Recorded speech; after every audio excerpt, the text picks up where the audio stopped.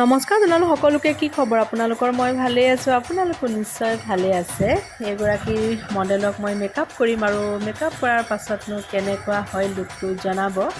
এয়া চাওকচোন, finally makeup কৰি হোৱাৰ পাছত দুৰ্গা পূজাৰ নিচিনা অকণমান লাগিছেনে বাৰু?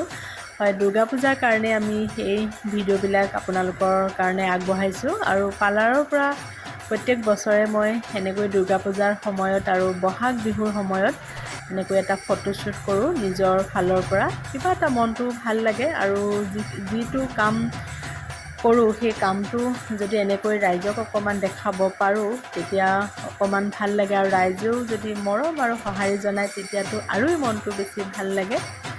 আৰু দুৰ্গা পূজালৈ বহুত বেছি এটা দিন নাই, ভাবিলোঁ ভিডিঅ'সমূহ আজিয়ে দি দিওঁ। আৰু দুদিনমানৰ আগতে কৰা ভিডিঅ' হয় এইবিলাক। আৰু লগতে জনাব আমাৰ মডেলগৰাকীক কেনেকুৱা লাগিছে। আৰু যিসকলে মোৰ ভিডিঅ'সমূহ চাই আছে মই সকলোকে বহুত বহুত ধন্যবাদ জনালোঁ। আৰু আগতীয়াকৈ শাৰদীয় দুৰ্গোৎসৱৰ শুভেচ্ছা জনালোঁ সকলোকে। সকলোৰে শুভ হওক, সকলোৰে মংগল হওক তাৰে কামনা কৰিলোঁ। আৰু ভিডিঅ'টো বহুত এটা দীঘলীয়া নকৰোঁ আৰু আজিলৈ আহিলোঁ। সকলোৰে শুভ হওক।